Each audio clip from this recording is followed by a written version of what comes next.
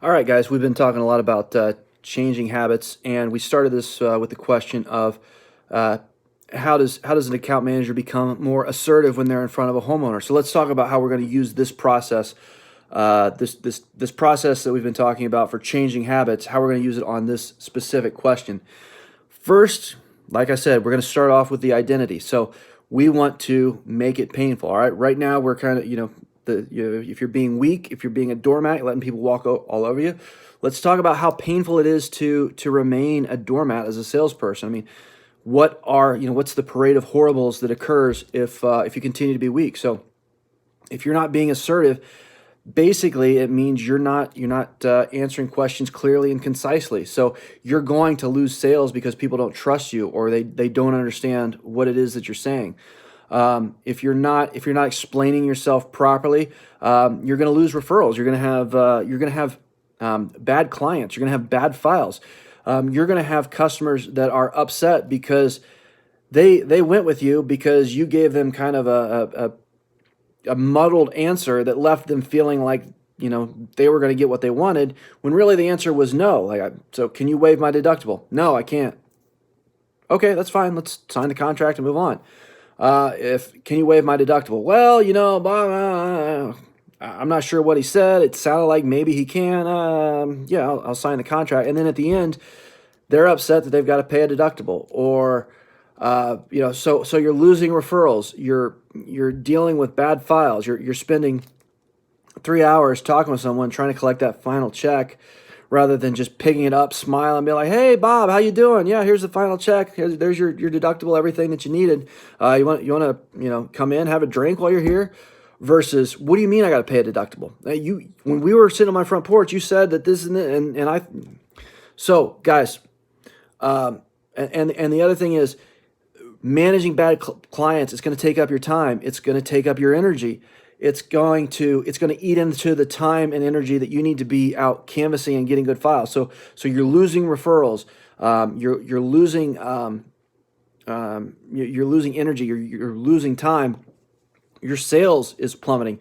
You're losing money because of this. Maybe you're losing your job because you're so demotivated from dealing with that customer who was unhappy because you didn't answer his question clearly, that you're not out knocking doors like you should be. So you're now, and instead of, because trust me, there's nothing more demotivating than dealing with an upset client, right? It's hard to deal with someone who's upset and then turn around and go out and knock doors, put that smile on, and make more money, right?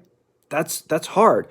It's a lot easier to, you go pick up Bob's check, he hands you, "Hey, Dustin, hey, thanks. You guys did a great job. The crew did great work. Here's that final check from the insurance company. Oh my God, I'm so happy. And by the way, my sister-in-law, she was wondering if you could help her out too. Could you go help her out as well? Yeah, I'll give her a call and set up a time." You come out of that conversation, you're ready to go knock doors and make money, right? If you go in and he's like, "Dustin, what do you mean, Dustin? You told me you were going to get this deductible waived. You told me you'd work with me. You told me you'd help me out. Like, what do you mean? Like, I got this invoice here and I still owe the invoice." That conversation takes a lot more time, takes a lot more energy. And when you're done, you're like, I just want to go home. I want to have a drink. I want to be by myself. I don't want to go knock another door. See what I'm getting at, guys? So it should feel painful. The lack of being assertive hurts. Like you could, at the end of the day, this could cost you your job, because if you're dealing with a bunch of files like that, you're not going to want to go knock doors. If you don't want to go knock doors, you're not going to sign contracts. If you don't sign contracts, you lose your job. Versus, if I'm assertive, people know what they're getting. They're happy to work with me. They send me referrals. I get more referrals. I'm excited. I go out and knock doors. I make more money, right? That's the difference between being assertive and not being assertive. So if it doesn't feel painful yet, give me a call. I'll make it painful. So now that it's painful, what are we going to do instead? So because it's painful, I'm going to be assertive. So let's state this in in what it is that we're going to do. So who we're going to be. I am an assertive salesperson who sells with honesty and integrity. That's the key statement, right? I'm an assertive salesperson who sells with honesty and integrity. Doesn't that feel good? Doesn't that sound like who doesn't want to be that person, right? More importantly, who doesn't want to buy from that person, right? My clients love buying from me because they understand the process fully, right? Do you want to buy if you don't understand the process? No, you don't. So my clients buy from me because they understand the process. My clients refer friends and family because they trust me. Isn't that great? That's what I want. My files run more smoothly because my clients know what to expect. And I have more free time and money because I'm an assertive salesperson who sells with honesty and integrity, right? So I'm going to put that top statement and all those other things someplace that I can see it. So every morning when I wake up in my mirror, I'm going to see that statement. That little piece of paper is taped right there, and I'm going to read it. And I think, I am an assertive salesperson who sells with honesty and integrity. My clients buy from me because they understand the process in full. My clients refer friends and family because they trust me. My files run more smoothly because my clients know what to expect, and I have more free time and more money because I'm an assertive salesperson, right? That's going to be in front of me every morning. I'm going to read it. I'm going to look at it. I'm going to live it. I'm going to learn it. I'm going to live it. I'm going to love it, right? That's the life that I want to have, all right? Now, so that's the I, right? Next is our systems and processes. So let's how are we going to change that? Well, first, we're going to go out and we're going to identify the parts of the sale where we're not as assertive as we'd like to be, all right? So maybe when someone asks, can you waive my deductible? I kind of get all mumble-mouthed and don't answer the question correctly. So how am I going to answer that now? Well, instead of being mumble-mouthed, I'm going to have a clear and concise answer. No, sir, I can't waive your deductible, but what I can do is I can do this inspection. There might be some items that we can get paid for that you don't need to replace, and you could put that money towards your deductible. And additionally, we pay a referral bonus for every person you refer to us, so if you can refer some folks to us as well, that can reduce the deductible as well. Clear, concise, quick. It took me less than 30 seconds to answer that question, right? That's what you want. It was honest, it was truthful. It answered everything they needed to know. Guys, if you're if you're afraid to answer with yes or no, you probably need to be more assertive, right? Sometimes we don't want to say no because we're avoiding cognitive dissonance. But if someone's just asking a question, we don't want to be afraid of answering it correctly, is my point here. So identify those areas where you aren't being as assertive as you should be. Prepare, go home, write down a response that you think is the appropriate assertive response. Call me, let's edit it, let's change it, let's make sure we're using assertive language. Let's change the maybes to wills and the probably nots to no's, or whatever the case may be. But let's change it, and then you practice it, all right? So you identify all those areas where you're not assertive now. Pick 5 or 6 of the worst offenders, change that language, and change it, and practice it. So it may take a little bit of time for you to get that ready. But just like you had to practice your pre-close, just like you had to practice how you explain the contract, you're going to need to practice how you handle objections, how you handle each question. And you want to get those good. You want to get them tight. The better you are at answering these questions, the more contracts you're going to close. So put that together. We'll practice it. And then just kind of, after you got those in place, just continue to track yourself. Keep a little piece of paper next to you in the truck. And every time you have an interaction, just put a plus for yes, I was assertive, or a negative for no, I wasn't assertive. And if you have a minus, put what question it was that you didn't feel assertive in. All right, when someone asked this question, I didn't feel assertive about answering it. Then you go through the same process. Prepare the correct statement, call me up, get it ready, practice it, and next time it comes up, you're going to be assertive, right?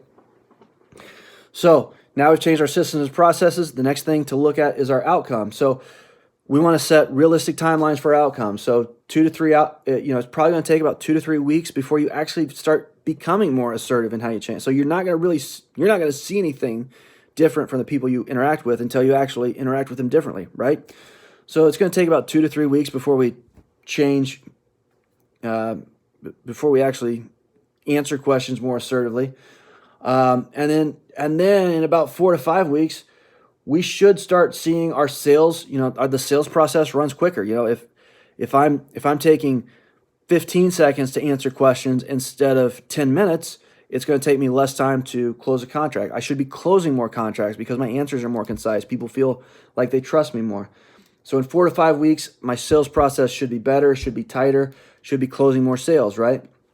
And then in 2 to 3 months, I should see my files running smoother. I should see fewer miscommunications among my homeowners. I should start getting more referrals and more 5-star reviews because I'm being that assertive, honest, and integrity type of salesperson that people want to deal with. They're liking the process more. They're liking what, they're getting exactly what they understood, and they're happy at the end of the process, right? So that's the timeline. If we look at the timeline and we're 4 to 5 weeks out and we feel like things aren't changing, then maybe it's time to go back and reassess the process. Maybe you call me up and say, hey, Dustin, I don't feel like my sales are going better, and I've been doing this for 4 to 5 weeks. Well, how are you responding? Well, and if they ask me if I can waive their deductible, I say, no, you felon, I'm not going to jail with you. Well, maybe that's a little too assertive. Maybe we need to back it off. Find kind of that happy medium. But yeah, those are the 3 steps we take: the identity, systems and processes, and outcome to change a habit. And guys, if you're willing to put in the work to change the habits that you need to change, this job becomes a lot better. So I hope this has been helpful. I hope you're willing, you feel comfortable reaching out to me with any habit that you feel like you want to change. Because guys, I think this is a great process. I think it's I think it can help make all of you guys a lot of money. So like I said, this applies to any habit, any habit that you may any habit that you may want to change. Just apply it. Reach out to me. Let's change it. Right now, I'm in the middle of a book called Atomic Habits. I highly recommend it. I'll put a link in the training files as well. I recommend reaching out, picking up that book, reading it. It's a great read. It basically is pretty much everything I've said in the last couple videos, but done in someone a lot more eloquent, a lot more educated, a lot better at this than I am. So highly recommend it. Thanks, guys. Take care.